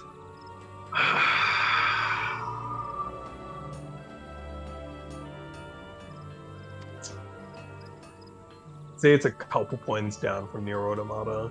A couple? Not 1 point, a couple. A couple. Because it's not a stylish fighter. That's the thing. Right? It's not reaching that level of like, this is practically what Devil May Cry is. How right? good does it feel to hit an enemy? Because I kind of want it to feel good. Like, whenever I hit an enemy in Nier Automata, it feels good. Whenever I hit an enemy in Dark Souls, it feels hella good. Cold Vein, it doesn't feel very good when you hit an enemy. I'm a keep it a sack, dude. It doesn't feel amazing when you hit bosses. It feels pretty good when you're hitting normal enemies. Bosses in Tales of Arise get weird super armor for a lot of shit. Normal enemies don't. You can juggle the shit out of them. It's fun. Like, because even in Souls, when they have super armor, like every time you hit them and like it doesn't stop their animation, they kind of do like a little shake. And yeah, they don't it's have that. Crunchy, you know, you like just see, and it's crunchy. You just see the special effects. I do think they have a little bit of hit stun though to like let you still feel like you're hitting something. Yeah, but it's not enough. You get a really good hit stun when you do those like those moves that I was talking about where you sacrifice HP. It's fucking crazy how important that is. Like, it's so insane how important, like, to get that good feeling in. Because Tokiden would be such a better game, for example, in comparison to Monster Hunter, like, if it had that, so if it had whatever Monster Hunter does, you know, like, you have to really study what they do to make the combat feel so crunchy. Weirdly enough, though, I think God Eater has that, which is really funny that Code Vein doesn't. It did, yeah, it did have better, but it wasn't. There was something off about it that wasn't as good as Monster Hunter. I couldn't know. I would have to analyze like frame by frame. It's because the actual like weapon attacks of God Eater don't carry any weight behind them. Yeah, that's probably it. Same thing with Cold Vein. Like, there are attacks that do, and they feel better, but the amount of like screen shake they have is too much. It feels like. So like they went. It's just they don't have the right sweet spot to make it feel amazing. You know, and you just can see that they tried, but there's just something off about it. Yeah, it's because I think when they were making Code Vein, they probably recognized that a lot of sorry, I'm like in the middle of fucking yawning. Yeah, a lot of God Eater's attacks, because it was released after God Eater 3, right? Which is arguably their like best mechanical God Eater. I'd say it's probably their best version. Like God Eater has actually progressively just gotten better with each game. Yes. Yeah. Sort of thing, because they always kind of like iterate on it. They make it a lot better. They really try and push the systems of God Eater as hard as possible. But something that they've never been able to do, I would say, is like really have weight behind their attacks, just because of the nature of like the speed and the animation itself. Anime as hell, right? Yeah, God Eater doesn't have weighty weapons, right? Because of the fact that, like, for example, you get Big Sword in God Eater, right? It's not very slow. It's actually got a lot of speed behind it, right? Yeah, even in Cold Vein, like, you can use gigantic swords, and, like, the attack is slow, but then whenever you press it again, the second attack instantly snaps into the next one. Like, the animation instantly snaps, and you're just like, and then and you're like, and it's like quite not. It's like, man, it's not there yet, and maybe it's because they want the combats to feel faster, so you can get as many attacks in for balancing. But it's like, yeah, you could make this anime Souls. You could have been there. You could have, just like keep the anime aesthetic, but like have more weights, so then I can take the story more seriously too. Instead of this dumb anime characters walking around. Yeah, I don't know where it comes from, because like part of me feels like the reason that it feels so floaty in God Eater and probably in Code Vein is because the characters that you're playing aren't meant to be like regular people. They're meant to be like these souped up super soldiers, essentially. In Code Vein, you're vampires, right? But like, look at Final Fantasy. You've got Well, I was gonna say, the thing is though, is like, you can't tell me that a Monster Hunter character is a regular ass person. Yeah, it is. They are. Like, let's be honest, a regular ass person swinging a greatsword like that, the way that they do, they would have broken something ages ago. Like, straight up, I think arms would have been ripped off. Like, because when they fucking do the True Charge Slash, right, they put the whole fucking sword in there. You know what I mean? They lift off the ground, dude. Yeah. There's no fucking way a normal person's taking that. Like, there's no way a normal person does that and comes away with it, like walking it off like it was nothing. Yeah, I also feel like it's because they want to add so much shit into the game. They're not really thinking about like extreme like minor details. Like they really fucking storyboarded the crap out of every attack in Monster Hunter, so it feels perfect. Yeah, 100%. It's because of this thing where, like, I think when developers, like, when a developer's trying to make something and they're just trying to make a game, right? It's kind of this thing where, like, sometimes you forget the little things and you don't really think much of it, right? But it's actually, I find the little things just are like, what this make me this care has to about be in the game more. because this is the type of game, right? Right. It's like what makes me love Monster Hunter Animations is actually because, like, they could have definitely done the True Charge Slash and you could have landed, like, the last hit could have landed and you could have just stood in place. Dude, it could have, there are so many ways that it could have felt terrible, the True Charge Slash. Yeah, so many 100%. ways. The thing that makes me love that slash so much, right, and makes me love a lot of the attacks in Monster Hunter is because they always put some sort of, like, little thing that they didn't need to do, right? They didn't need to have the hunter lift off the ground at the end of the True Charge Slash. No. Right? They didn't need to, but they did, and fuck me, does it sell the hit, right? Oh yeah. Because your hunter lifts off and you're like, fuck, that was a huge hit, right? Yeah. And like they have the dust clouds go up, and the fucking when you actually hit the monster, the hit stun is heavy, right? It's got Hell that yeah. meat behind it. You're like, yes, this was a hit, right? That's why every greatsword wielder wants to hit the true charge slash no matter what. Not just because it's actually like optimal for gameplay or whatever the fuck, right? They stop caring about that very quickly because they just want to see the hit. They want to feel that hit because it's this rush of dopamine right away. As soon as you hit a true charge slash, you're like, oh yeah, I could give less fucks about what happens for the rest of this hunt. I hit a true charge slash. And especially if you get it in like a moment where you've timed it with like a charge or something, right? And it knocks over the monster. Oh, dude. That's the sort of thing you just don't get with God Eater, unfortunately. Sad, yeah. Most of it also like Tales plays of around Arise with the camera the same too. way. Like Yeah, in the newer games. It does. Whenever you like Engine F gets fucking smoked, like the camera zooms back and you can really see his entire body getting So you can fucking see- wow. Yeah. Oh, dude, something I loved. That was something that they did in I think Generations as well, or was it just World where they started doing that? I remember only being in World. I don't remember the camera pulling back like that. Yeah, Unless I it was think like about- a scripted scene, like a fucking Gen Moran or something like that. But seeing that, because one of the things that I loved, because I remember you could do it in Generations, it was actually very satisfying, was with Glavenus, right? When his face is charged up, you can like knock him out of it, right? And he'll like fly back. Same animation that Anjanath does, but his like face explodes a little bit, right? But I don't think the camera pulled out. Did it pull out? Back.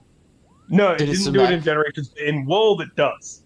Because it's the same animation, so it triggers the same effect, right? Yes. So it calls up the same effect, and It's seeing so that much better. happen in It's so World much is better so much because of that. better, dude. Because it pulls back, you see. Because you would just see his legs, just like, oh, whoa, and now you see the entire thing, yeah. Yeah. It was just like, yes, this is what I wanted. Beat him up. It's just decades of game design and game feel being fought off to create such a masterpiece. Yeah. Well, because I remember it felt like it did that in 4U and like 4 with Gormagala, because Gormagala could knock out of his like. super Yes, the enraged camera state did as pull well. back in Gormagala fights. It was since I zoomed in. I noticed that. Yeah. Well, I'm wondering now, like, was it zoomed in, or was it just because he wasn't so big that he was still always in screen, like he was always in shot no matter what. I felt like the camera was zoomed out when I also feel like it zoomed out a little bit because it was always like this big moment, especially because he was like, dude, hold on. I just want to gush about Gormagala, dude. Fuck me, dude. Gormagala, amazing monster. The Easily airship is the flying. only reason that I could. Oh no. Okay. Oh?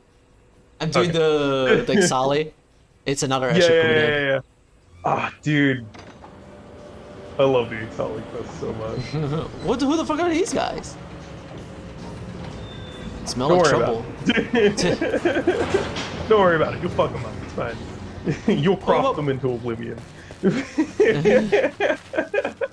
Crapped him into oblivion, just fucking take out the Lunarian. It's like, you're about to get cooked, bro. You pull the fucking fry pan, yo, I'm about to cook you, bitch. Step off, alright? Come up here, I'll fucking cook you, I swear to God. Do you know these paws, I'll cook up your fucking face, I swear to God. Yo, they're just walking in, what the hell? Do you know River City Ransom, the series? No. It's like this beat 'em up game that's like super old, and they made a new like series called River City Girls, and you just play the girls that you had to rescue in the initial games, and they're all like that's cool. action style. Like it's a different universe, so they're all like super strong, and like Yeah. it's all super like it looks amazing. It's super fun, and you can have like there's a sys type in the game, and you can have they included in the newest one, in New Game Plus, you can get Sol Bad Guy and Gem Cradoberry as assists in the game. That's sick, dude. Yeah, And you can Jam has voice acting, and if you use her, one of her lines is like after she does her attack, she's like, "Get cooked," and just like fucking make rice. She just makes rice. And I just wanted to mention that because it's fucking godlike. And I played it with my sister, the first one. I gotta play the second one now. I'm gonna buy it for PS4. That's so fucking good, dude. Oh my god. Just comes in, get cooked. It's rice. Just fries up some rice, dude. Yeah. It's so Make some godlike. fried rice, fucking just serves them up, bro. Dude, video games are perfect now. Video games are too good. Hey, if we could get a full bad guy and Jam Cloudberry, Cloudberry, random beat 'em up. They got new designs. James has the broken English. Let's go, dude. So good. Sins in fucking Strive. Let's go, dude. Yeah. I mean, that's expected. It's I mean, we knew he was coming, but like, fuck, dude. I'm glad to see him. That's all. I'm just happy to see him back. I love me, dude. Fucking Kai and Dizzy's son is one of the most lovable idiots I've ever seen. Oh my god, this Lalafell has a drawn-in mustache. It's just drawn in. It's a texture. Yes, he does. Oh, dude, you you thought Lolorito's mustache was fucking wild. well, dude. Let me tell you. It's literally drawn in. That's crazy.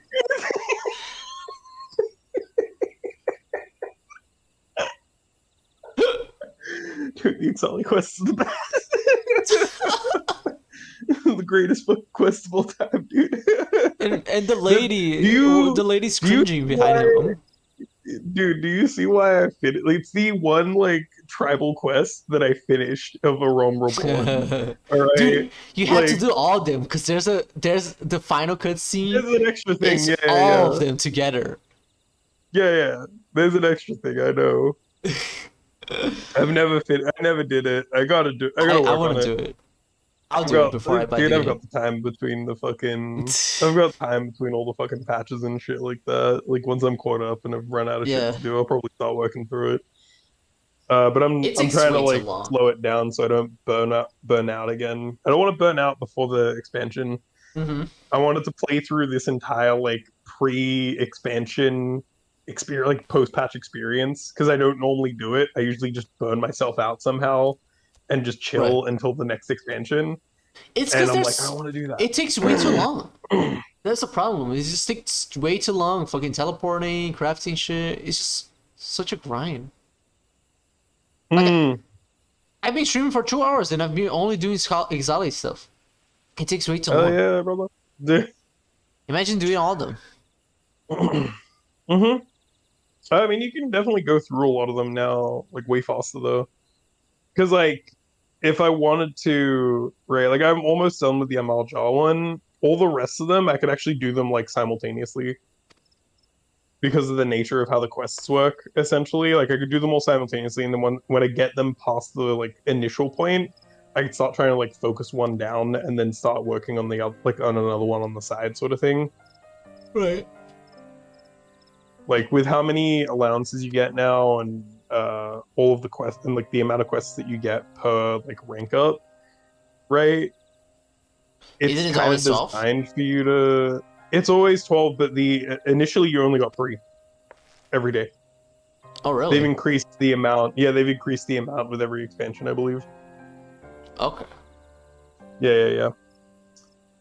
I don't know if they'll do it again, because 12 is already quite a bit.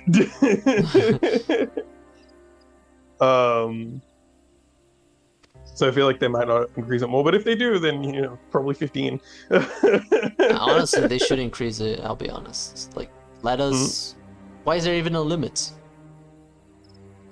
Because they specifically designed this content to be like you do it every day. It's like a quick thing you do every day, and then sometimes it'll progress, sort of thing.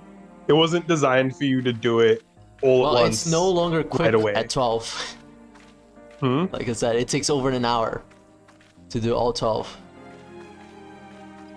Yeah, because you're doing all 12, right? I think the reason, like the way that they designed it, right, the way that they kind of probably wanted it to go was like you get 12 allowances because each expansion has its own set of beast tribes, right? And like they all have, like each expansion has their own set of tribal quests that you can do. So it's like you divvy them up between each expansion, or you divvy them up between different tribes, right? So that you can progress each one, right, rather than working on one. But after you go past that first initial point and you get your like 6 quests, right, you're like, well, I gotta do all 6 because I want to finish this one. Right, and then you kind of just burning through them real quick, and then eventually you're only doing the one tribe, and then when you finish it and you're like, well, now I gotta get the stuff from it. Oh, I'm gonna use my 12 here again. They took Dantereaver. He looks so sad. It's crazy how this game doesn't have voice acting, but they managed to fucking use like lips animations for every single thing. And Code Vein doesn't have it, but it does have voice acting. Like, what the hell? There are cutscenes in Code Vein that are voice acted, but the lips don't move. It's like, what? What? Yeah. Why is this voice acted then? Yeah. Yeah. What is happening? I mean, you know, they were taking the Dark Souls approach of voice acting and lip flaps. You know what I mean? Right. Like, if it's an NPC in the world, that's fine. I'm okay with that. But it's like after like memories. No. In general, you just have like Coco just like talking to you, and it's like what? Just make it just go like bah, bah, bah, bah, bah, bah, bah, bah. It's enough. No, dude, too much work. Right? Couldn't do it. We didn't design the model to have the mouth open at all. So yeah, something about their fucking programming and those cutscenes did not allow them to just lip flap the thing. Steady at Ekato. Okay, new quests. For everyone who has a wider selection of wares from Ekato 9 vendor. The vendor also offers wares in exchange for exotic oak notes to obtain the course of your adventures. Got to it. Finally. Jesus You're Christ. there. You did it, bro. And okay, so the new set of 3 quests that you unlock give you the oak notes. Yeah, they should, because I think it should be from the dude that's down the stairs. Right. Near the airship. Yeah. Squatting. Good thing that I saved some quests for today. You should be able to, like, you'll see that it should give you oak notes as a reward. They'll be in the actual reward thing. Right. When you're taking the quests. Yeah. I should have saved more of them, actually. I think you only got the 3 there right now, right? Yeah, but I only have 2 available. Because I was just mindlessly completing them, and then I was like, the game literally said, you're not going to receive a reputation for this. I was like, oh, I got them all. So just do the main quest, and I still gotta deliver these 2. It's fine. Here you go. Take these. I mean, it should be enough for you to get your the Getter's Grasp. Yeah. I got final appraisal. I think it was just 1 per oak knot. I think. I could be remembering. Let me see. You can see the prices. Yeah, I'll go check the price. Yeah, you can go look at the vendor. Getter's Grass Materia Tree. It's 1 oak knot. And I have it. Yeah. There you go. Hell yes. I got him. GG. No, GG's goodbye, Exali, never to be seen again. Goodbye. Never gonna do this quest Tataramo, goodbye. Die. You'll never finish your airship. Fuck this shit. Fuck the Exalt. Nah, I know we just spent like fucking a week basically talking them up and going, yo, the Exalt fucking goated. Goated. It's just all interest. We only wanted the material. We got what we needed. We're out. Fuck this shit. Thanks for nothing is the name of the quest. Thanks for nothing, Exali. Just hit him with the thanks for the materia, chumps.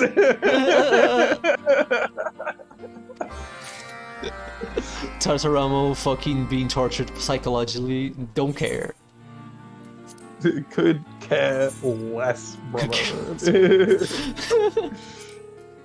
But for real, I will watch Pinocchio with my family now, or else they'll just kill me because I'm playing Final Fantasy instead. Sick. I will be heading off anyway because it is 3:47 a.m. So I need to sleep. Fair. That's fair. And I gotta go to my cousins in the morning, so I probably won't see you. Have a good one, bro. Yeah. Good night. Bye-bye. Bye. Thanks for watching. I love you.